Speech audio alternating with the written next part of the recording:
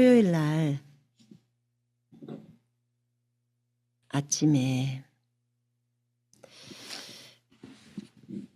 일어나기 전에 이제 꿈을 꾸었어요. 꿈을 꾸었는데 토요일이면 어제죠. 어제 아침에 꿈을 꾸었는데 꿈속에서 내가 음식을 먹으려고 하더라고요. 오늘 메시지를 잘 들어보세요. 여러분들하고 다 연관이 있는 거니까. 음식을 먹으려고 하더라고요. 제가 음식을 먹으려고 준비하는데 누군가가 이제 저에게 그 음식을 가져다 주었어요. 근데 그 음식이 이렇게 그 그릇에 담아져 있었는데 그 음식이 제가 그 꿈에서 볼 때는 콩으로 된 어떤 음식인 것 같고 국물이 있는 콩 종류의 음식 같아요. 사실 콩은 제가 좋아하는 음식도 아닌데 근데 그런 음식 같았어요. 제가 볼 때는 맛있게 보였어요. 보기에는 좀 걸쭉하고 이렇게. 근데 그래서 제가 숟가락으로 그 국물을 한 숟갈 떠서 먹었어요. 근데 그것을 먹었는데 갑자기 두 번째 숟가락을 뜨려고 보니까 그 그릇 안에 지금 음식물이 가득 담아져 있잖아요. 제가 국물을 한 숟갈을 조금 작은 숟가락을 떠서 이렇게 먹은 거거든요. 작게 떠서.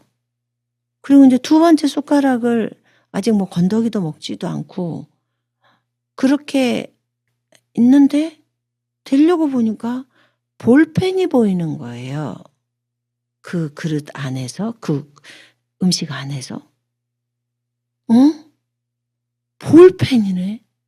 여러분 볼펜 아시죠? 이런 게 볼펜이잖아요. 볼펜이 보이는데 볼펜이 국솥에서 같이 끓은 거예요. 그래서 볼펜이 이미 팔팔 끓였으니까 거기에 팔팔 끓인 거고 거기서 제가 꿈속에서 느끼는 것은 뭐였냐면 이 볼펜 안에 있는 잉크가 전부 어디로 갔어? 그 볼펜 안에 있는 잉크가 전부 국솥으로 들어간 거예요. 그래서 깜짝 놀랐어요. 제 눈에 띈 건 한 개의 볼펜이었거든요. 그런데 그 옆에 보니까 또 다른 필기도구가 또 보이는 거예요. 그 국솥에서. 이제 제 그릇 안에서. 근데 그거는 볼펜이 아니라 그것보다 잉크가 더 많이 들어있는 필기도구예요. 제가 그 꿈속에서 아는 것은. 그게 사인펜인지 뭔지는 모르겠어요. 근데 그 볼펜보다는 조금 더 크고 그다음에 잉크가 더 많이 들어있는 그런 필기도구였어요. 그래서 그릇 안에서 내가 이것을 발견을 했어요. 발견하고 이런 그 생각이 드는 거예요. 아니 이런 볼펜이 왜 여기 와 있어? 왜 여기 들어있지? 음식 안에? 그럼 이 볼펜 안에 있는 그 잉크가 다 국물 안에 들어갔다는 거 아니야. 그럼 이 국물 안에 다 들어갔을 텐데. 그럼 또 다른 필기도구 안에 있었던 그 잉크도 이 음식 안에 다 들어가 있다는 것인가? 근데 그때 느끼는 느낌이 뭐였냐면 그 꿈에서 느끼는 느낌이 이 볼펜하고 이 필기도구가 음식을 하면서 다 삶아진 거예요. 그죠? 지금 플라스틱으로 돼 있잖아요. 볼펜이. 그럼 이 플라스틱도 음식 속에서 팔팔 끓은 거고 여기 안에 있는 잉크도 다 들어간 거예요. 그래서 그때 제가 드는 느낌은 이것은 나만 먹는 게 아니라는 생각이 들었어요. 이거 우리 지체들도 다 먹는데. 우리 지체들도 다 먹는 음식인데. 먹어야 될 음식인데. 근데 이 국을 나만 먹는 게 아니고 우리 지체들도 다 먹어야 하고 누구나 원하는 사람은, 이 세상에 있는 사람은 다 먹는다는 것이 들어오는 거예요. 그러면 그렇게 먹다 보면 그 잉크에 다 중독이 돼 버리잖아요, 잉크에. 누가 도대체 고의적으로 이것을 이 음식에다 집어넣었을까? 볼펜 안에 있는 잉크가 음식물에 섞이도록, 희석되도록 한 거예요. 이게 고의성이잖아요. 근데 먹는 사람은 잘 모르는 거예요, 한 번 먹은 거 갖고는. 근데 내 몸은 망가져 가고 있는 거예요, 그렇게. 이 꿈을 꾸고 일어났어요, 바로. 더 이상 잘 수도 없고. 도대체 이게 무슨 꿈이지? 누군가가 우리를 죽이려고 하고 있나? 단순히 나만이 문제가 아니라 우리 지체들의 문제이고, 그 다음에 더 나아가서는 누구나 원하는 사람들은 다 이 잉크를 먹는다는 거죠. 잉크가 잉크 안에는 여러 가지 성분이 있지만 그 성분이 사람의 몸을 해하냐 해할 수 있다는 거예요. 어떤 사람은 잉크가 독극물이라고도 하고 독약이라고도 하고. 그러니까 막 피부에 들어가면 뭐 피부에 뭐 안 좋은 암을 일으키기도 한다고도 말을 하고. 그렇지 않는다고 하는 사람도 있고. 그런데 누가 잉크를 먹으라면 먹겠습니까? 먹지 않잖아요. 그러니 뭐 우리가 보통 볼펜 보면은 이렇게 하다 보면 볼펜 심 있는데 보면 잉크 그 똥이 있잖아요. 그죠? 그걸 먹으라고 하면 먹겠냐고요. 잠깐 묻어도 이렇게 번져 있는데 그거 전체가 심에 있는 것을 다 먹는다고 생각해 봐요. 그게 많은 양의 그 볼펜에 그 잉크가 국솥에 들어갔다고 생각해 봐요.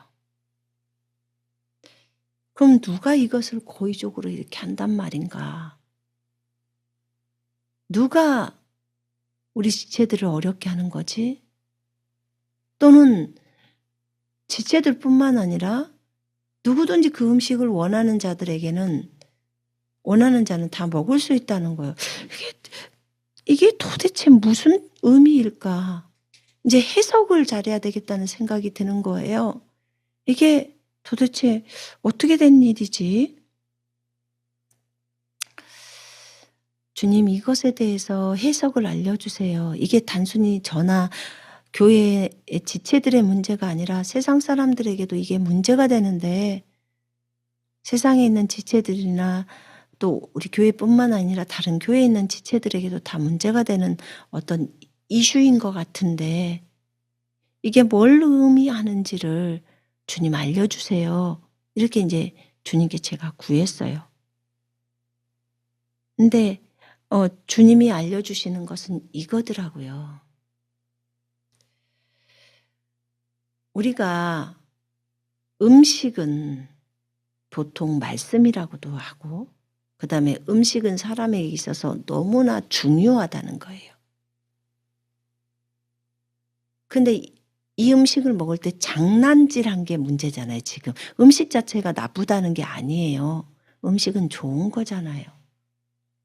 근데 그 음식을 먹을 때 거기에다가 잉크를 넣는 게 문제인 거죠. 볼펜을 넣어가지고 그냥 잉크만 갖다 부으면 그거는 누구도 안 먹어요. 그죠? 근데 거기에 볼펜이 빠졌네 이렇게 하면서 치울 수도 있지만 이미 잉크는 다 그 안에서 끓어가고 녹아졌고 이것도 그렇게 되죠. 볼펜도.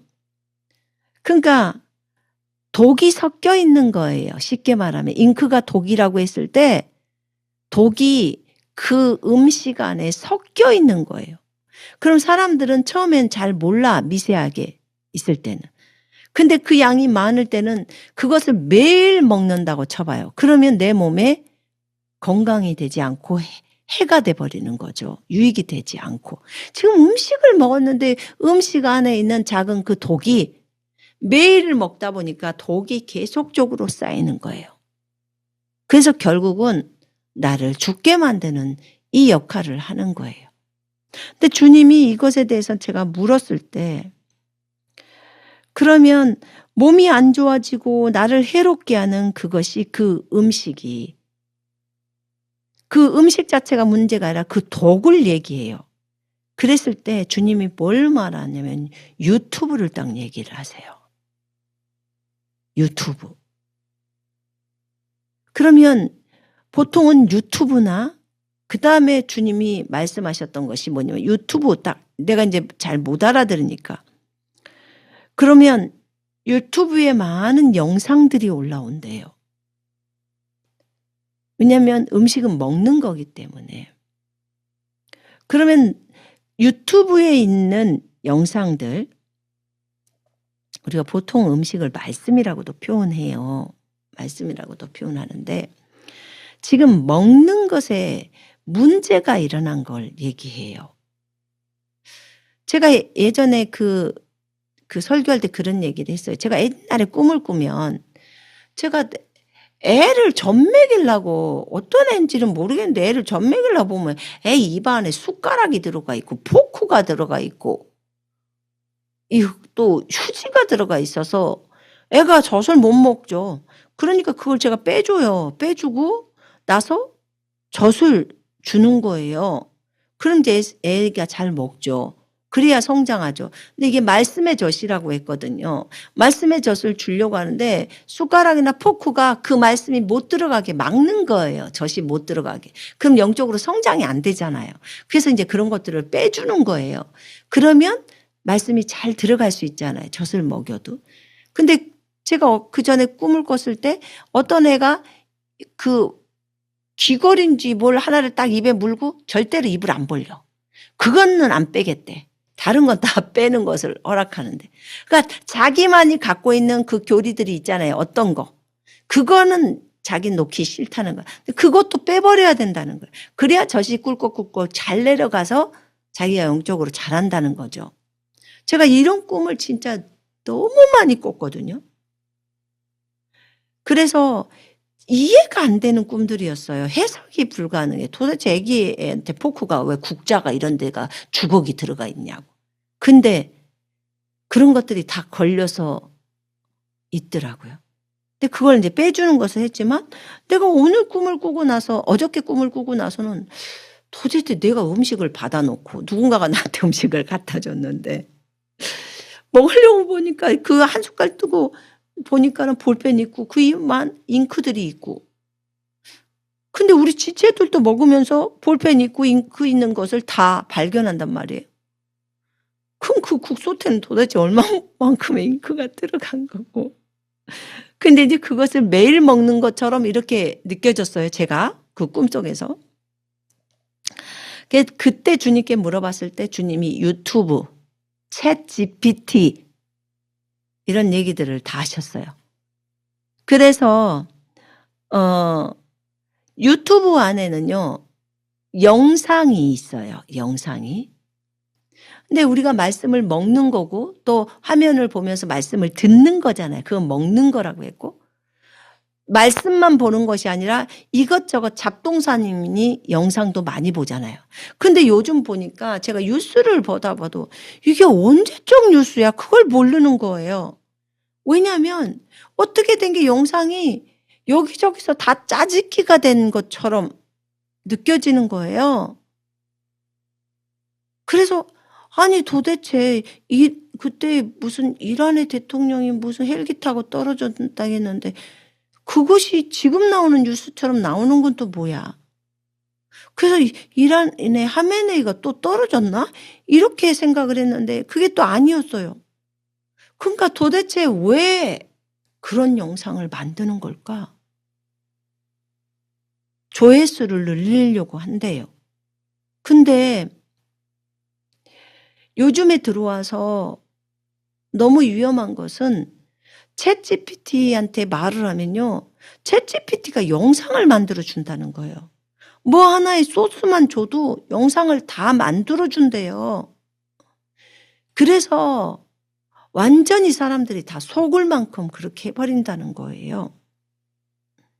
근데 저는 이제 이것을 생각을 안 하고 생각을 못 했고 그래서 그러면 지금 주님 저희들한테 지금 경고성의 이 꿈을 주셨습니다. 주의하라는 거예요. 조심하라고 지금 주의를 주는 거거든요. 왜냐하면 유튜브에 있는 그 영상들을 통해서 또 챗GPT를 통해서 왜냐하면 가짜 뉴스도 너무 많고요. 가짜 영상도 너무 많대요. 그걸 챗GPT가 지금 많이 만들어낸다는 거예요.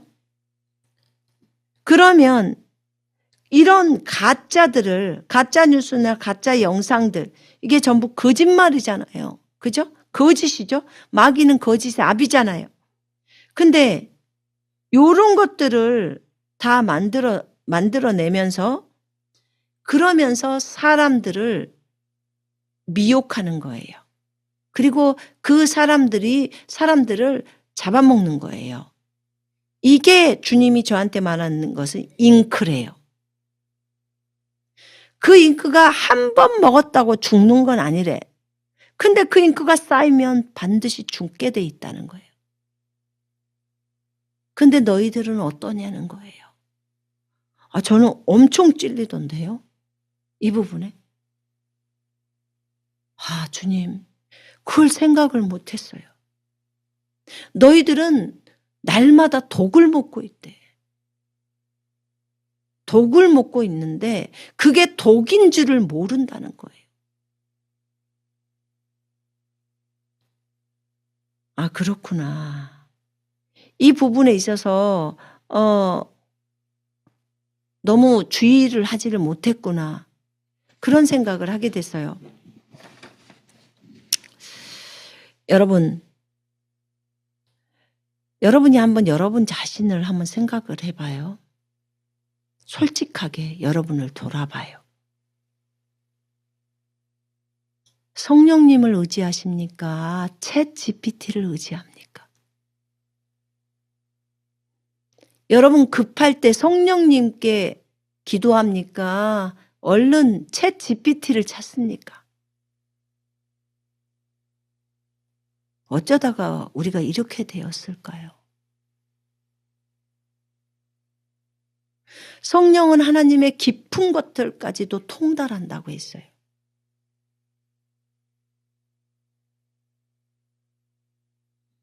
요한복음에 보면요. 성령님은 그분은 진리의 영이신데 그분이 오시면 너희를 모든 진리로 인도한대요. 모든 진리. 그분은 자신에 관하여 말씀하지 아니하시고 무엇이나 들은 것을 말씀하실 것이요 또 너희에게 다가올 일들 장래 일들을 알려준다는 거예요. 장래 일을 다 알려주신대요. 위로자이신 성령을 아버지께서 내 이름으로 보내시리니 그가 너희에게 모든 것들을 가르친대요. 모든 것들을 가르친대요. 또 내가 너희에게 말한 모든 것들을 기억나게 하시리라. 이렇게 성령께서는 모든 것 심지어 하나님의 깊은 것들까지도 통찰하시기 때문이라. 모든 것을 알아요. 성령님이. 모든 것을 통찰하세요. 그리고 모든 피조물에 대한 모든 것 과거, 현재, 미래를 다 알고 계세요. 챗GPT는요. 몰라요. 지가 내 미래를 알아요? 내 현재에 대한 어떤 정보들이 나간 것들에 대해서 정보를 수집해서 알려는 주겠죠. 근데 그것도 거짓말이 많잖아요. 근데 왜 우리는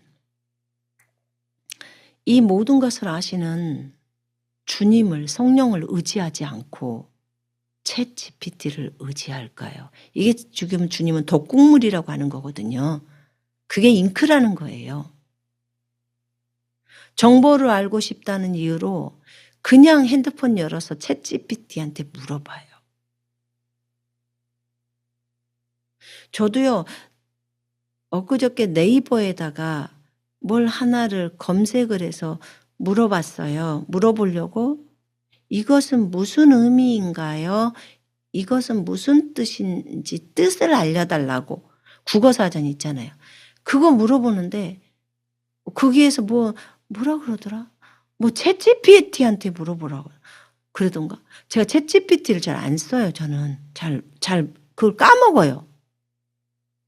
그러니까는 근데 챗GPT한테 물어보면 다 알려주잖아요. 많은 부분들이 알려준다고 했어요.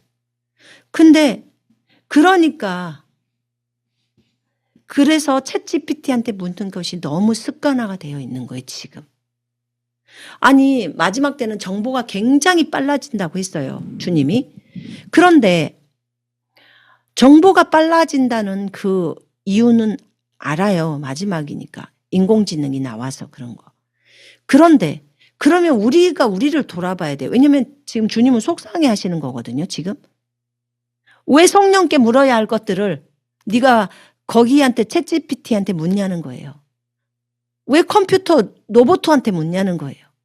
어떻게 성령하고 로봇을 비교를 할 수 있냐는 거지. 모든 것을 아시는 주님께 물어야 되는 것이 마땅한 거예요. 근데 우리는 급하다고 하면서 바로 핸드폰을 켜가지고 바로 질문을 해요. 그것 딱 보면요. 내가 성령을 의지하는 사람인지 내가 컴퓨터나 로봇을 의지하는 사람인지를 금방 나와버리는 거예요. 그거에 대해서 주님이 저희한테 얘기를 하는 거예요. 아니 그럼 어느새 챗GPT가 성령 하나님 자리를 대체하고 있는 거예요. 성령 하나님이 우리에게 계시 주시고 우리에게 정보 주시고 우리가 물었을 때 그것을 다 답변을 하시는데 챗GPT가 성령 하나님을 대신해서 그 자리에 있는 거예요. 이거 심각하지 않아요? 주님이 저한테 이 꿈을 통해서 알려준 게 이게 심각하대요. 그래서 그 독국물이 있는 국을 원하는 사람은 누구나 그 국을 먹을 수 있는 거예요.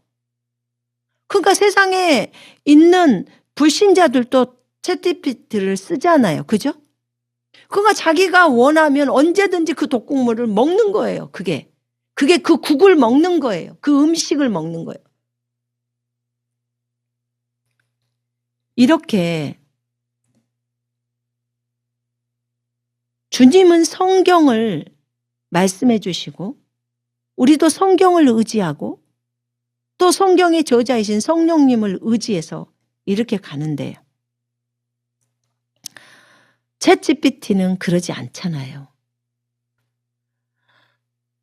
저희 딸이 얼마 전에 저한테 전화해서 그렇더라고. 엄마, 챗GPT 거짓말한다? 이러더라고요. 응? 걔가 거짓말하니? 그랬더니 거짓말 잘해. 그건 믿을 수 없어 엄마. 그러더라고요. 어떻게 거짓말했어? 그랬더니 내가 대구에서 살잖아. 그러니까 동대구 있는데 교보문고를 알려달라 그랬더니 주소까지 쫙 해서 알려줬다?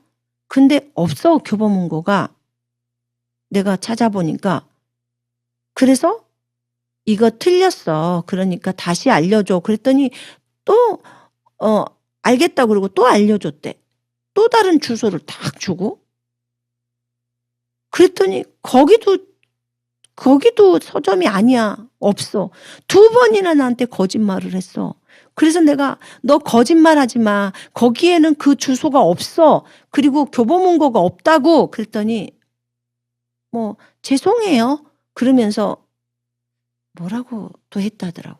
그래서 저희 딸이 그래요. "엄마 그 챗GPT 절대 믿지 마. 걔 거짓말 잘하는 거야. 자기가 맘대로 주소를 지어. 그래 가지고 그 주소까지를 그렇게 알려줘. 근데 어떻게 그걸 믿어?" 그렇게 얘기를 하더라고요. 저는 챗GPT를 많이 사용을 안 해 봐서 잘은 몰라요. 잘은 모르는데 제가 하나 들었던 것은 뭐였냐면 어떤 제가 내 설교를 이렇게 요약을 했대요. 챗GPT한테 "몇 월 며칠자 설교를 요약해 줘." 이래 가지고 요약을 했는데 그때 그 요약본 그것이 있어서 나한테 줘 보라 그래서 제가 잠깐 봤어요. 그랬더니 내가 쓰지 않는 용어들을 걔는 많이 쓰던데요. 왜냐면 제가 설교에서 그런 말들을 하지 않았는데 지가 맘대로 바꾸던데요. 그렇게 해 가지고 설교 내용을 요약을 해요. 그럼 내가 안 쓴 단어들을 지가 왜 바꿔요? 지가 왜 지 맘대로 바꾸는 거야? 난 그런 말을 쓰지도 않아. 그런 단어도 쓰지도 않는데. 근데 많이 있었어요, 그런 단어들이. 얘 지 맘대로네. 자기 맘대로 하는 거예요. 그러니까 자기가 생각했을 때 자기가 단어를 선정하고 자기가 맘대로 고치는 거예요. 이런 것에 우리가 놀아나는구나. 이런 정보를 많이 준다고 챗GPT가 그랬는데 그 로봇에게 놀아나는구나. 인공지능에게 놀아나는구나. 라는 생각을 하게 됐어요. 근데 여러분 생각해 봐요. 내가 성령을 의지하지 않고 내가 챗GPT를 의지한다면 어느새 챗GPT는 우리에게 우상이 되어 있는 거예요. 우상이 되어 있는 거예요. 우리가 유튜브를 보면서도 계속 유튜브에 집중돼 있으면 유튜브가 우상이 되잖아요. 그죠? 꼭 필요한 말씀 외에는 안 보잖아요. 저는 뉴스는 계속 봐요. 뉴스도 계속 보는 게 위험해요. 왜냐하면 가짜 뉴스가 너무 많아요. 어떤 게 진짜인지를 몰라. 민주당하고 국민의힘 얘기해 봐요. 아니 국민의힘이나 이쪽에서 보수 세력이라는 그 사람들 어디 뉴스 시간에 뉴스 나와요? 공중파에서? 거의 안 해 줘요. 광화문에서 그렇게 많이 데모를 하는데도 방송 안 해 줘요. 다 가짜 뉴스들이에요. 그 사람들은. 그렇게 해서 자기네들이 원하는 뉴스만 하겠다는 거예요. 그런 게 어딨냐고요. 그때 언젠가 뉴스를 담당했던 그분이 나와서 그 얘기를 양심 선언했는데 자기가 프레임만 조금만 바꿔도 내용이 샥 바뀌어진대요. 뉴스 내용이. 그렇게 한다는 거예요. 어느 당이 좋게 만들라고. 그렇게. 그러니까 이런데 그 가짜 뉴스를 어떻게 믿냐 그 말이에요. 사람들은 그것에 완전 미혹이 돼서 그 생각으로 딱 빠져 있고. 근데 이렇게 인공지능이나 로봇가 우리의 우상이 돼서는 안 되잖아. 우리의 우상은 주 예수 그리스도여야 돼요. 그죠? 우리 하나님이어야 돼요. 그분이 첫 자리가 되셔야 하잖아요. 여러분 우리가 어려운 일이 있거나 힘든 일이 있어요. 그리고 내가 어찌해야 할지도 잘 모르는 그런 일들이 있을 때 그럴 때 우리는 어떻게 하죠? 우리는 평소 하던 대로 우리 주님을 찾는 거예요. 평소 하던 대로 기도로 주님 앞에 나아가는 거예요. 그 문제를 가지고. 그래서 주님께 여쭈는 거예요. 주님 제가 어떻게 이럴 때는 해야 합니까? 주님의 답은 무엇입니까? 제가 그 답대로 주님 말씀대로 순종하기를 원합니다. 주님 나를 인도해 달라고. 그러면 주님이 들으시고 가르쳐 주시고 또는 성경의 말씀을 계시해 주시고, 그래서 우리는 그 주님의 그 말씀대로 행동하고, 그러면 그 일이 잘 풀리고 잘 되죠. 하나님이 그 문제에 답을 주십니다. 그 답대로 내가 행동할 때 그것이 그 문제가 해결이 되는 거예요. 제가 어저께인가 보다. 이 꿈을 꾸고 나서 유튜브나 안 좋은 유튜브들이나 또 그러니까 고의적으로 섞어서 그 잉크를 섞어서 우리에게 음식으로 내어주는 그런 사람들을 얘기해요. 그런 유튜버들, 그러니까 가짜 뉴스나 가짜 영상이나 막 많잖아요. 말씀도 잘못된 말씀들도 많이 섞여 있는 데도 있고. 그러니까 그런 경우도 있고, 그 다음에 챗GPT한테 영상 만들어 달라고 해갖고 그렇게 해서 막 사이트에 다 올리고, 이 뉴스 저 뉴스 다 짬뽕해가지고 사람들로 하여금 헷갈리게 하고, 이런 것들 다 잘못된 것들이잖아요. 그래서 다른 사람들로 하여금 그것들을 오해하게 만들고, 그러면 이런 부분들이 우리한테 많이 있잖아요. 그럼 이런 독소들을 제거시켜야 하는데, 제거시키고 하려면 안 보는 게 상책이에요. 챗GPT도 안 하면 됩니다. 안 하면 아무 문제 없어요. 진짜 그 뜻을 찾고 싶으면 그냥 네이버에다 말을 해도 국어사전에서 찾아줘요. 근데 거기에다 말을 더하면 막 이 챗GPT가 더 많이 말해주고 지 생각도 막 집어넣어가지고 막 말하고 다 그러잖아요. 그런 것도 요즘 인공지능이라 그렇게 하는 것처럼 그 정보만 갖고는 안 하고 더 발전을 시킨대요. 근데 제가 이제 남편하고 대화를 이것에 대해서 얘기를 나누면서 얘기를 할 때 남편이 그런 얘기를 하더라고요. 앞으로 한 10년 가까이를 길게는 그렇게 본대요. 길게는.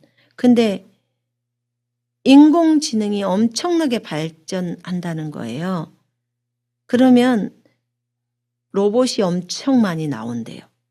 그러니까 로봇들은 인간들을 섬기는 걸 한다는 거예요. 그래서 그렇게 인간들을 위해서 일을 하는데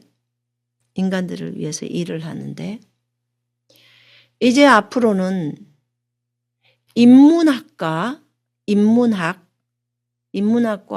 그 다음에 종교 관련계에 있는 분들 외에는 거의 많은 사람들이 직업을 잃어버린다는 거예요.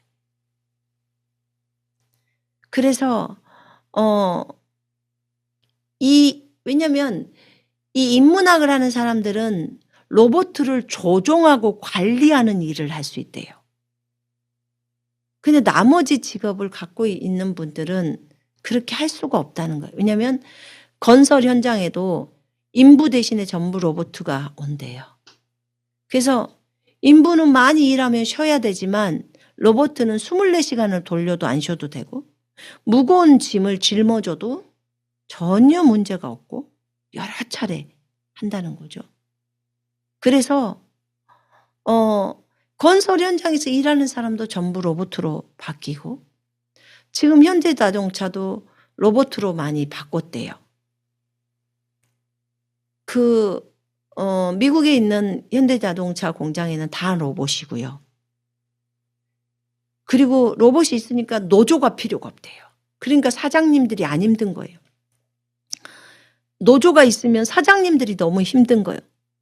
계속 일을 안 하고, 그리고 자기네들 원하는 인건비만 높이죠. 근데 그러면 회사는 망하잖아요. 그래서 로봇으로 대체를 한다는 거예요, 마지막에는. 그러면 인건비도 걱정이 없고, 처음에 돈은 조금 들어갈지 몰라도 인건비 걱정 없지, 쉰다고 데모하는 것도 그런 일도 전혀 없지, 노조 자체가 없어져 버리니까. 그래서 현대 공장에서는 현대 그 자동차 공장에서는 노조가 지금 저쪽에 울산에는 있는데 미국에는 없다는 거예요. 미국은 다 로봇가 해.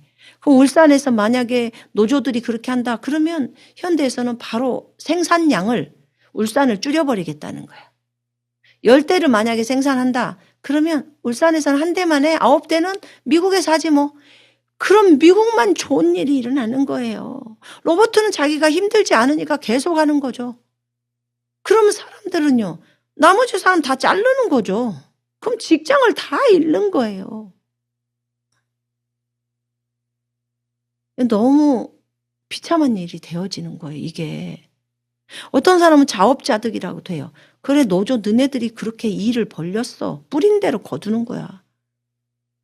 너희는 사람들을 빌미로 해서 직원 거기 있는 종업원들을 빌미로 해서 너희가 먹고 살았는데 너희는 이것으로 해서 너희가 그 사람들의 일자리까지 다 잃게 만든 거야. 노조가 이래서 일자리까지 잃게 만든다는 거예요. 그 돈 몇 푼 더 올리고자 아예 직업이 없어지는 거예요. 직업이. 그걸 하나님이 원치 않잖아요. 그래서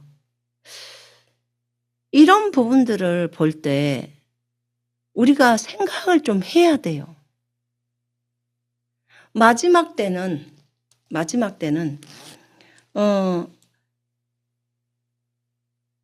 지금 사람들이 얘기하는 게 많은 그 기업가들이나 이런 사람들이 얘기도 하고 그 사람들이 얘기할 때 마지막에는 인문학과 종교 관련에 관계되는 그 분야만 남는다는 거예요. 그러면 이건 왜 이 두 분야에 있는 사람들은 직업을 잃지 않는 건가? 로봇가 대체를 못 해준대요. 이 두 분야는. 왜냐하면 이 두 분야는 사람의 영과 사람의 혼의 문제들이 있기 때문에 그것들을 건드려주는 분야래요. 근데 이것은 로봇가 해낼 수가 없는 거예요. 기계가. 그래서 이 두 분야만 남는 거예요. 거의 그렇다는 거지 모든 게 다 그러는 건 아니에요. 그러면 이 인문학은 뭐냐?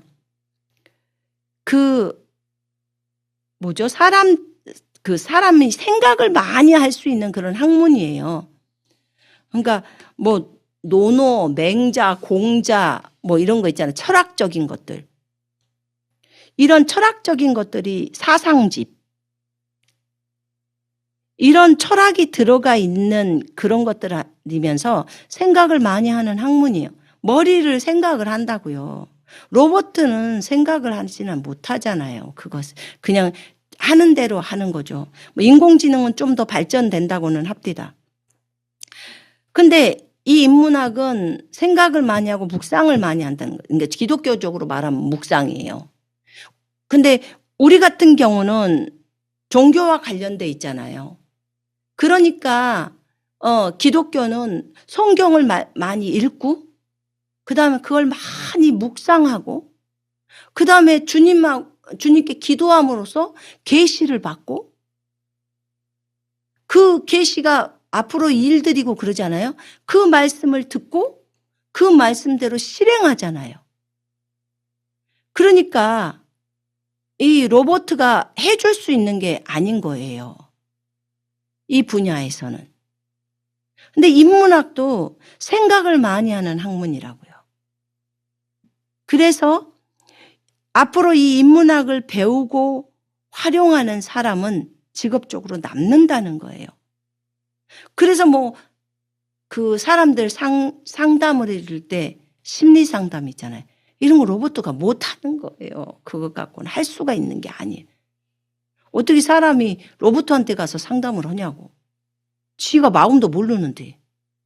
지가 뭘 알아 감정을. 그런 것도 없는데 감정도 없는데. 그래서요. 이 인문학은 대기업의 사장들이 인문학을 많이 한대요. 그래서 대기업의 사장들은 이 인문학을 공부하고 연구를 한대요. 그래야 사람들의 마음을 읽고 조종할 수 있다는 거예요. 그런 생각을 하고 있다는 거예요. 대기업의 사장들이 뭐 컴퓨터를 시간이 있을 때 컴퓨터 배우거나 뭐 프로그램을 짜거나 이렇게 하지 않는데요. 전혀. 그것은 직원들이 하는 거래요. 근데 이 사람들이 시간이 있으면 인문학 공부를 한다는 거예요. 철학이나 사상을 가지고 있어야 된다는 거죠. 그래서 이 사람들이 이렇게 하는데 누가 주로 또 이 인문학을 하냐면 프리메이슨, 일루미나티 이런 딥스테이트가 한대요.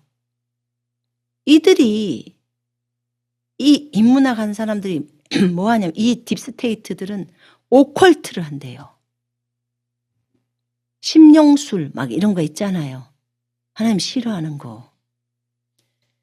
이런 점이나 이런 것들. 왜냐하면 이들이 마술도 배우고요. 이 영적인 세계를 건드리려고 하는 거예요.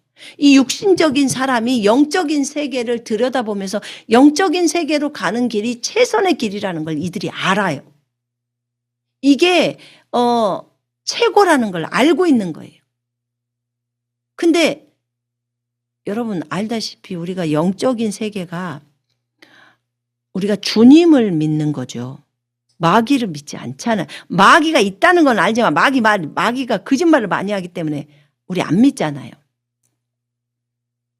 그리고 예수를 믿게 되면 뱀과 정갈을 밟아버리고 원수의 권세를 묶어버리는 그 권세, 우리가 갖고 있는 권세가 마귀보다 더 높잖아요. 어떤 것도 너희를 해할 수 없다고 나와요. 그러니까 예수를 믿으면 정말 그들이 큰 권세를 갖고 있고 그렇게 할 텐데 왜 예수를 안 믿고 저러고 있나. 우리는 이렇게 생각하잖아요. 당신들이 정말 원하는 것이 정말 최고의 지성이다. 최고의 것이다. 그래서 막 영적인 것을 관심하고 제3의 눈, 여기 있다고 하는 제3의 눈, 이 영의 눈을 열으려고 얼마나 저들이 심령술하고 막 별거 다 하잖아요.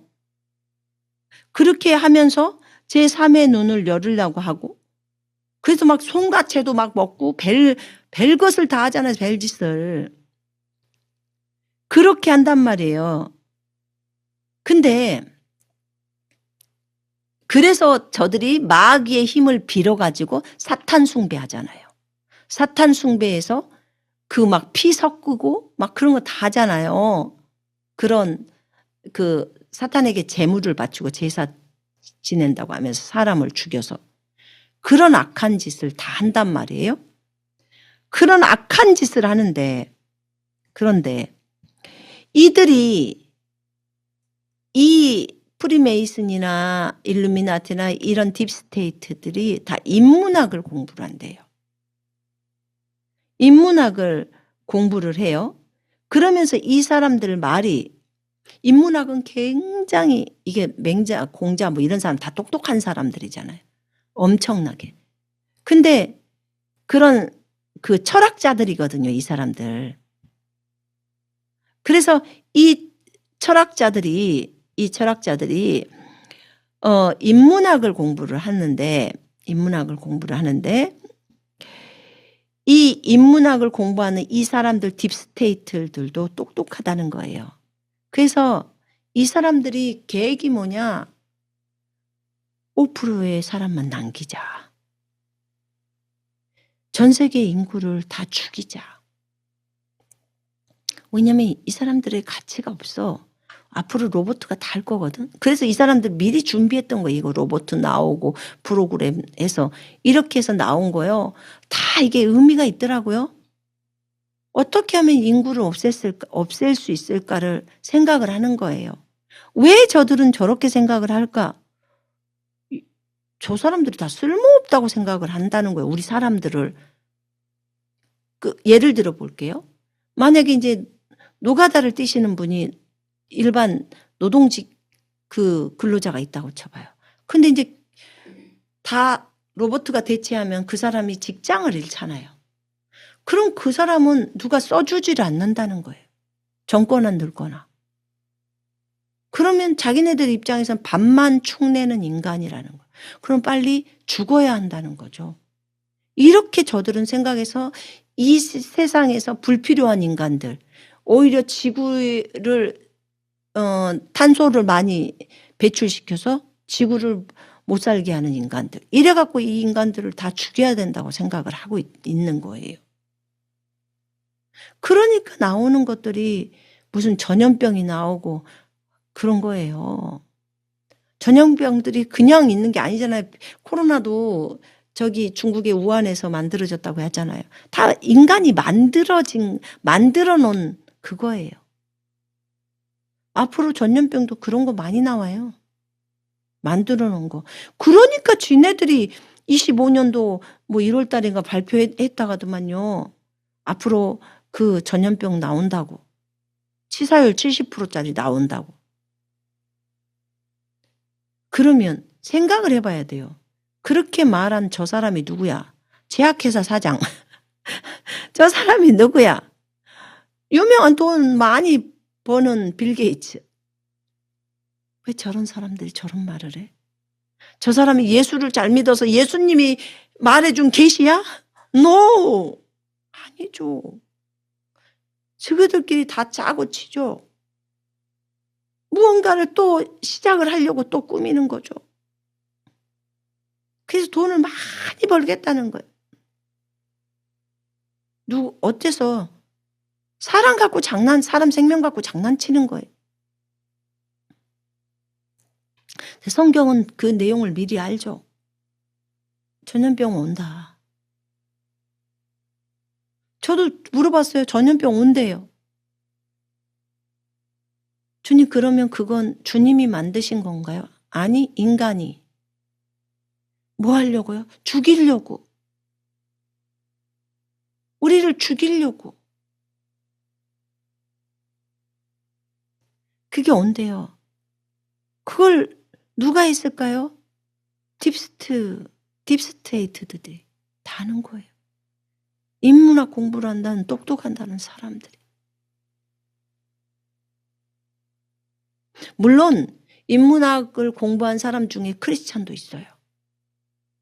그 사람들이 또 복음을 그런 부류의 사람들에게 복음을 전해서 또 구원받게 해요. C.S. 루이스 같은 그런 사람들, 순전한 기독교 뭐 쓰신 분, 나니아 연대기 뭐 이런 분이에요. 근데 그런 분들이 똑똑하다 보니까 또 그런 분들에게 복음을 증거하더라고요. 책으로 복음을 많이 증거해요. 그래서 예수님께로 돌아오는 케이스도 있고. 그렇더라고요. 이렇게 인문학을 한 사람들에게도 복음은 들어가야 돼요. 예수 믿어야 돼요. 예수 믿고 돌아와야 돼요. 근데 보세요. 그런 똑똑한 사람들이 복음을 똑똑하게 잘 전해야 되는 거예요. 근데 제가 가만 묵상해 보니까 세상에 오셨던 분 중에 가장 똑똑하신 분은 예수님이에요. 그죠? 예수님이에요. 예수님이 가장 똑똑해요. 모든 것을 다 알고 계시기 때문에. 사람 속을 다 꿰뚫어 알아버리시는데. 가장 똑똑하죠. 그런데 가장 똑똑한 사람이 누굴까? 가장 똑똑한 사람은요, 성령을 의지하는 사람이 똑똑한 사람이에요. 왜냐하면 성령은 하나님의 깊은 것들까지도 통달하셔요. 성령님은요, 여러분의 미래를 알아요. 여러분이 언제 죽을지, 누가 와서 어떻게 할지, 또 여러분의 가족들은 어떨지 전부 알고 있어요. 하나님은 우리에게 모든 것들을 다 알려줄 수 있다고 했어요. 성령님은 하나님의 깊은 것들을 통달하시고, 성령님께 묻는 사람은 성령님과 친밀한 사람이기 때문에 성령님이 알려주셔요. 여러분, 인생의 모든 문제의 답 누가 갖고 있냐면 성령님이 갖고 있어요. 성령님이 답이에요. 성령님이 답이야. 물어볼 때마다 답을 해주시는 분. 성령님이에요. 그 성령님이 답이에요. 그런데 그 성령님을 알고 그 성령을 의지하는 사람은 세상에서 가장 똑똑한 거예요. 인문학을 공부해야 똑똑한 것이 아니라, 물론 일반적인 평이한 사람, 저도 IQ가 83이라고 했잖아요. 우리 같은 사람하고 인문학 공부한 사람하고는 다르죠. 기본형이 거기는 머리가 팽팽 돌아가는데 저희는 머리가 별로 안 돌잖아요. 안 돌아가요, 머리가. 네. 돌릴 머리가 없어요. 근데 안 돌아가도 성령님이 A 해라. 네. 그럼 A 하면 돼요. 그러면 저 인문학 하는 분보다 달리는 면에서 더 빨리 달릴걸요?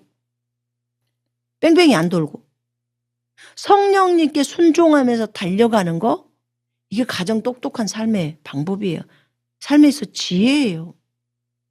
왜냐하면 하나님의 그 깊은 것까지도, 아버지의 깊은 것까지도 통찰하시는 그 성령님의 통찰력이, 그것이 우리를 또 인도하잖아요. 그러니까.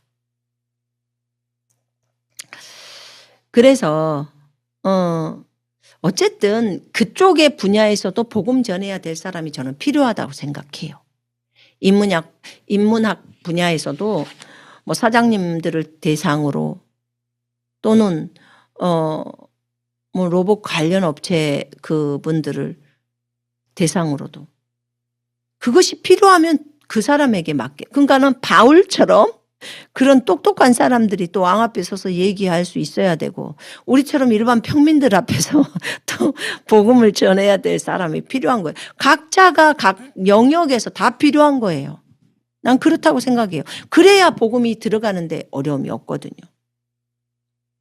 근데 이렇게 인문학을 한 사람들이 마지막 때는 직업적인 부분에서 남는다는 거예요. 이 사람들이 똑똑한 머리를 갖고 인공지능을 이렇게 관리하고 조종하고 이런 것들을 하는 거죠. 그러니까 누구 머리에서 이런 인공지능이나 이런 챗GPT가 나왔을까요? 네, 아니에요. 이 인문학에 하는 사람들이 사람들을 놀이개감을 만들려고 한 거예요. 결국은 이렇게 해서 전부를 망하게 하려고 하는 거예요. 이 목적이에요. 우리가 볼 때는요, 생각은 처음엔 좋아요. 아유, 로봇가 왜 나왔을까? 사람들을 대체해서 사람들이 힘들어하니까, 로봇가 일을 하면 더 빨리 하니까, 이래서 나왔다는 거예요. 근데 나중에는요, 사람들을 전부 다 밀어내버려요. 직업전선에서 전부 밀어내고 저들이 다 차지해버리는 거예요. 그럼 사람은 일이 없어요. 일거리가 없어요. 그러면 돈이 들어올 수 있는 것도 없어요. 다 굶어야 되는 거예요. 로봇가 사람의 일거리를 다 뺏어버리는 거예요. 자, 종교 관련의 업종도요, 우리는 사람의 마음을 상대로 하잖아요. 근데 보세요. 성령께서 우리에게 어떤 계시를 주거나 어떤 것을 얘기를 할 때, 어떤 사람하고 교제를 할 때 성령님이 딱 내 안에서 무엇을 줘. 그럼 그 사람한테 얘기를 하잖아요. 자매님, 형제님, 혹시 이런 죄악 가운데 있으셨나요? 또는 자신을 조금만 돌아보셨으면 좋겠어요. 혹시 어떤 죄들이 좀 있어서 이런 일들이 있는 것 같아요. 이런 경우라든지, 혹시 용서하지 못하는 어떤 것들이 좀 있었어요. 그분을 용서하면 빨리 이 일이 끝날 것 같은데요. 하나님의 마음으로 용서를 하면 좋겠어요. 라든지. 그래서 이렇게 하면 이런 부분들은 로봇가 할 수 있는 게 아니에요. 로봇가 사람의 마음을 못 읽잖아요. 왜냐하면 성령께서 내 안에 지금 마음을 주셔서 이 사람에 대해서 알려주는 거잖아요. 알려주는 거예요. 그러면 하나님의 말씀을 많이 읽고 묵상하면서 생각을 많이 하죠. 하나님으로부터 계시도 받고 성령을 통해서 어떤 일들도 알고 사람 마음도 알고 또 그래서 그 사람을 위로하고 격려하고 애원도 해 주고. 그죠? 이게 로봇가 할 수 있는 일이 아니에요. 로봇은 왜냐하면 영이 없잖아요. 마음이 없잖아요. 기계인데. 그래서 이 일을 할 수가 없어요, 로봇가. 여러분, 하나님의 말씀을 아는 거, 단순히 그 성경적인 부분을 어디 부분에 어디가 있냐라고 하면 로봇가 금방 찾아줄 거예요. 그거는 해요. 그러니까 우리가 부지런히 성경을 읽는 것만 알아야 돼요. 읽어야 돼. 그리고 그 말씀을 묵상을 해야 돼요. 많이 생각을 하고 묵상을 해요. 묵상을 하다 보면 계시가 와요. 성령으로부터 계시가 오는 거예요. 그런 걸 로봇가 절대로 못 줘요. 그래서 묵상을 해요. 그리고 주님이 또 환상도 줘요, 우리한테. 그림도 보여줘요. 꿈도 주시고 찬양도 들려주시고 우리의 마음의 부분들도 터치하셔서 얘기하시고 너 많이 힘들지? 내가 너를 도와줄게. 이렇게 어디에 어떻게 해봐라 이런 말도 하고. 그래서 그 계시를 받고 또 행동하잖아요. 그래서 이런 부분에 있어서 우리들이 좀 더 강해져야 돼요. 여러분, 성령의 음성을 듣는 이 부분에 있어서요. 성령의 음성을 듣는 거 우리가 좀 심각하게 생각을 해야 돼요. 저도 과거에 성령의 음성을 하나 들으려고 몇 날 며칠을 그 한 가지 기도 제목을 갖고 기도를 했어요. 그러면 이제 며칠 기도하면 그 소리가 들려요, 음성이. 그럼 그 문제 하나 해결하고. 그렇게 가다 보면 이제 한 3일, 4일 걸리던 그것이 이제는 뭐 하루 만에 들리죠. 들리고 하루만 기도해도 들리고. 그리고 이제 나중에 그것이 이제는 몇 시간 기도했던 것이 이제 1시간 만에도 들리고. 지금은 한 번만 기도를 해도 들리고. 그러니까 이렇게 오기까지 시간이 걸렸잖아요. 근데 이 과정 속에서 성령님과 친해지는 거예요. 친밀해지는 거예요. 그분하고. 더 친밀하다 보니까 성령님이 자신이 깊은 것들을 저한테 계시를 하는 거예요. 그러면 아는 거죠. 제 설교가 나가는 게 거의 대부분이 주님으로부터 받은 계시들을 말씀으로 조명하는 거잖아요.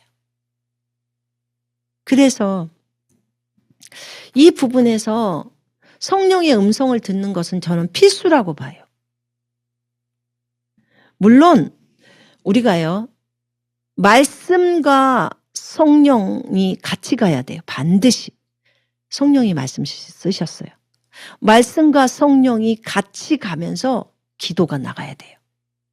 그래야 승부가 이루어져요. 이긴다 그 말이에요.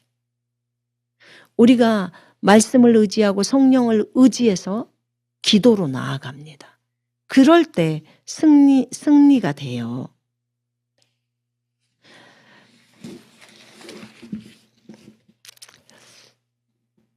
여러분, 음성 듣기를 한번 생각을 해봐요. 음성 듣기. 성령의 음성 듣기를 저는 훈련을 해야 된다고 생각합니다. 제발 챗 GPT 의지하지 마요. 의지하지 마요. 오늘 주님의 음성을 들으세요. 독국물 더 이상 먹어서는 안 돼요. 나중에 얘가 어떤 일을 일으킬지 몰라요. 말했어요. 챗GPT는 모든 것을 알지 못한다고. 나쁜 정보가 컴퓨터 안에 들어가 있으면 나쁜 정보를 주는 거예요. 그게 자기는 알고 있는 정보니까. 그럼 그것이 진리인 것 마냥 말을 해서는 안 되는 거예요. 진리는 성경이 진리고 성령님이 진리세요. 예수님이 진리시고. 그러면 우리 자신 스스로가 이렇게 음성 듣기가 어렵다는 이유로 쉬운 챗 GPT를 금방 핸드폰으로 눌러가지고 그렇게 답을 얻으려고 해요. 컴퓨터가 뭘 그렇게 아냐 그 말이에요. 분명히 성령께서 과거, 현재, 미래 너의 모든 것, 너희 가족의 모든 것, 피조물들의 모든 것을 다 알고 계신다는 거예요. 그럼 나한테 와서 물어야지 왜 챗 GPT한테 가서 묻냐는 거야. 무슨 대용품이냐는 거야. 성령 대용품이냐고요. 굉장히 기분 나빠하시죠. 하나님은 첫째이셔야 되잖아요. 그죠? 모든 것을 알고 계시는 그분에게 물어야 하잖아요. 여러분은 누구를 의지합니까? 성령이십니까? 아니면 챗 GPT입니까? 지금 묻는 거 답을 주는 종류에 대해서 성령님과 세상의 챗 GPT를 비교하고 있어요. 말도 안 되는 소리를. 근데 이것을 이렇게 비교를 안 할 수가 없는 게 지금 현재 그리스도인들이 이러고 살아요. 그리스도인들은 성령을 의지해서 사는 사람들인데 챗 GPT한테 묻고 산다고요.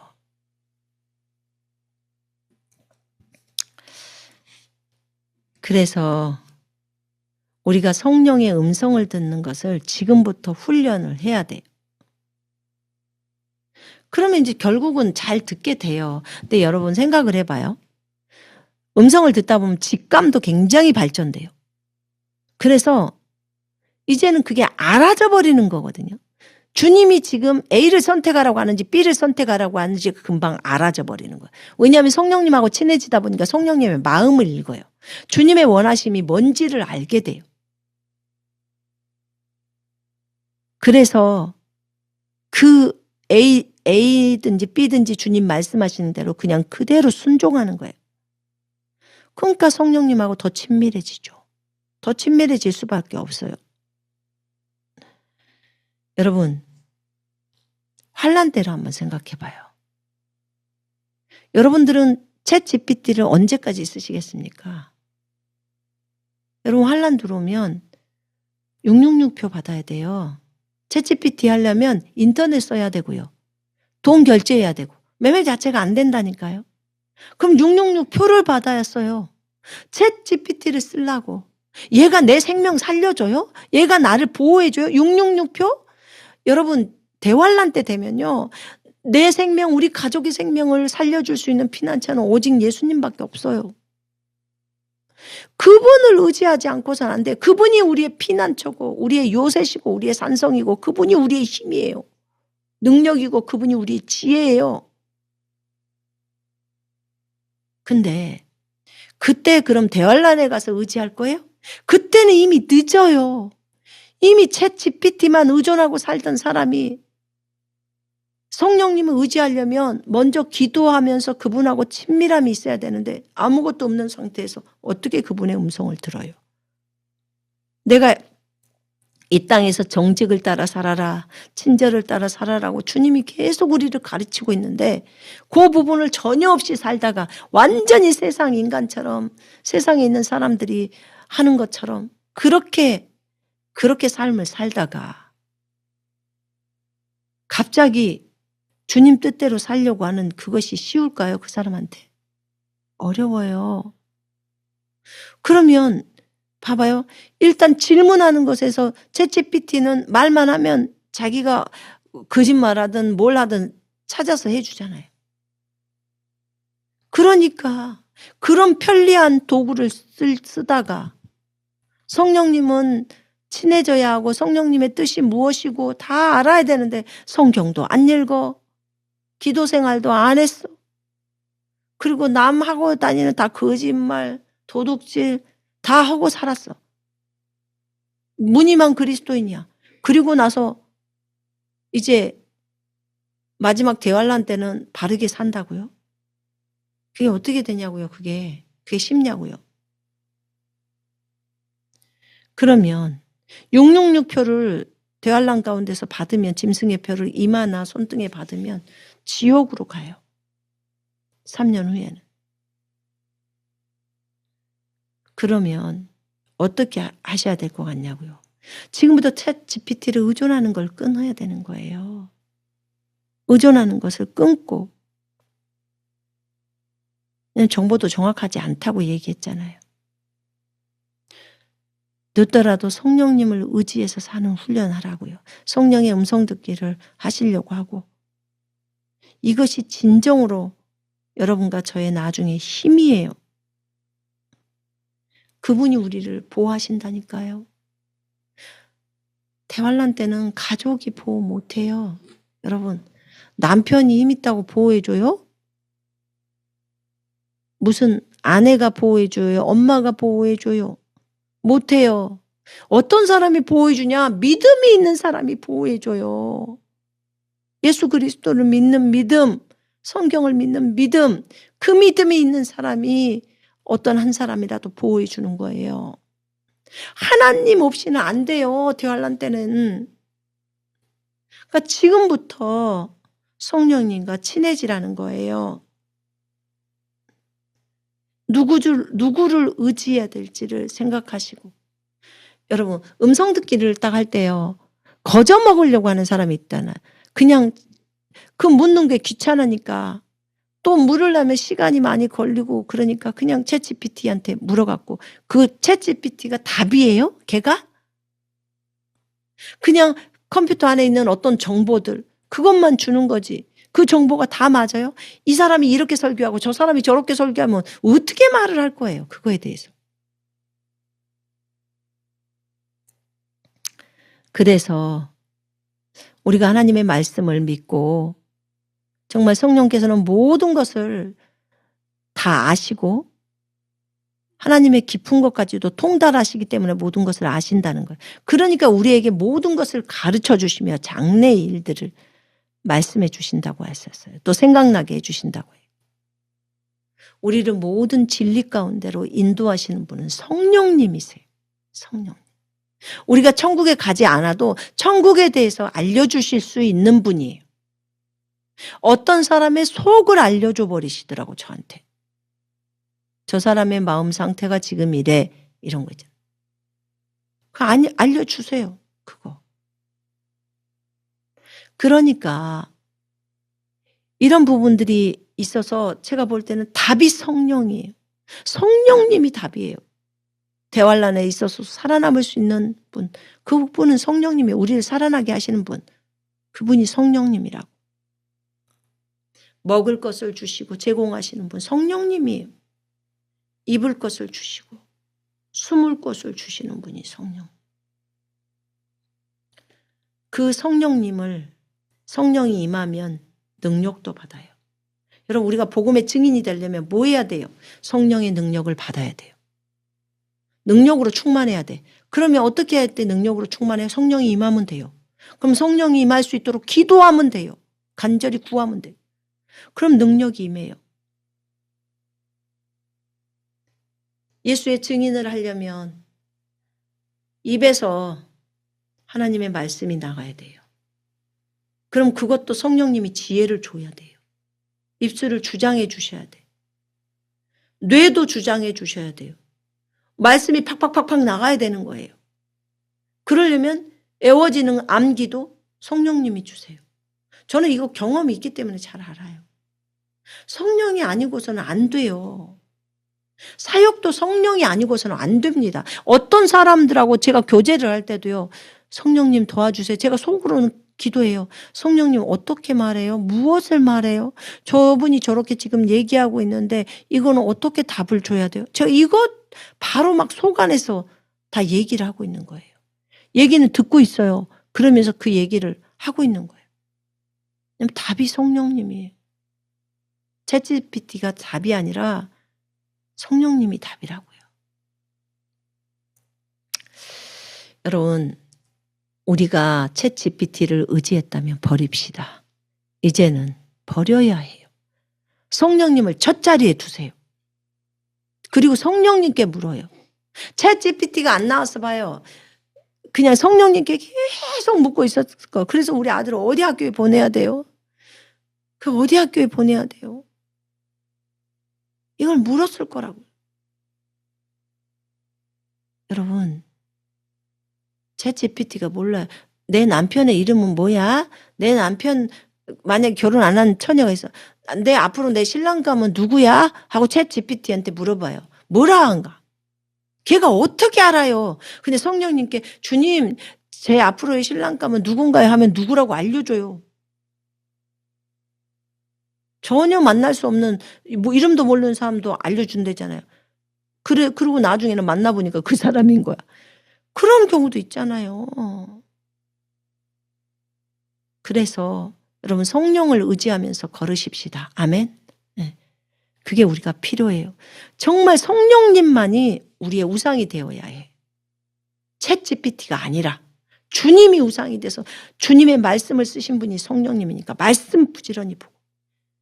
여러분 말씀만 그냥 읽어서는 안 돼요.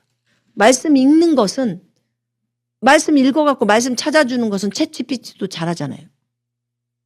근데 그 말씀이 계시가 와야죠. 레마가 와야죠. 감동이 되어야죠. 그래야 내 것이 되죠. 그래야 내가 삶 속에다 행동으로 옮기죠. 그럴 때 열매가 맺혀지죠. 오늘 독공물에 대해서 잘 배웠습니다. 우리가 유튜브나 그다음에 그 뭐 가짜 뉴스나 가짜 영상들 이런 데 현혹되지 말고요. 그게 그런 것들이 다 독극물이라고 해서 이 챗GPT도 독극물이에요. 그래서 잘못된 정보도 주고 그다음에 우리의 심령을 성령님께 고정해야 되는데 챗GPT가 뺏어간다든지 유튜브가 뺏어간다든지 내가 보면 알잖아. 일할 때 내가 성령님 하면서 묻는지 아니면 챗GPT한테 계속 묻고 있는지를 보면 금방 다 뽀록 나버리는 거예요. 여러분들이. 그러면 내가 우상숭배에 빠졌구나. 내가 독극물을 먹고 있었구나. 그러면서도 모르고 있었구나. 내 몸은 이렇게 안 좋아지고 있는데도. 이제 오늘 그것을 알면 돼요. 회개하고 돌이키면 돼요. 그리고 이제 그거 안 하면 돼요. 그죠? 안 하면 돼요. 어차피 대할란 때는 못 해요. 전기도 없고 그다음에 핸드폰도 그거 해주지도 않고 인터넷도 안 돼. 그럼 뭐 까짓 거 끊으면 지금부터 끊으면 되지. 그거 뭐가 문제예요. 성령님 의지하고 다시 성령께 묻고 성령으로 돌아가서 성령님께로 돌아가서 성령님 의지하면서 그분이 나의 피난처고 힘이고 능력이고 지혜니까 그렇게 그분이 우리 안에 있으니까 안 떠나잖아요. 그죠? 밤 12시 새벽 2시에 물어도 다 알려줘요. 짜증도 한 번도 안 내요. 여러분의 신랑들 밤 12시 넘거나 잠자고 있을 때 깨가지고 물어보면 짜증내요. 근데 우리 안에 계신 성령님은 절대로 짜증 안 내요. 아주 부드럽게 알려주십니다. 감사해요. 우리의 모든 일들을 가르쳐 주시고 우리를 모든 진리로 인도하시고 장래 일도 미래 일도 알려주시고 또 예수님이 말씀하신 거 성경 봤던 거 다 생각나게 하시고 이런 성령님께 우리는 감사해야 돼요. 그분이 우리 안에 들어온 것이 우리랑 마지막까지 함께 하려고 그래서 우리를 바르게 인도하려고 하나님의 그 방법대로 하나님의 길로 우리를 인도하려고 우리 안에 들어오신 거예요. 얼마나 감사합니까? 예수님이 성령으로 이 땅에 오신 거예요. 우리 속 안에. 그래서 예수님의 인생을 살게 하려고. 여러분과 제가 그렇게 되었으면 좋겠습니다. 그래서 진짜 멋진 예수의 증인이 되십시다. 아멘. 자, 기도합니다.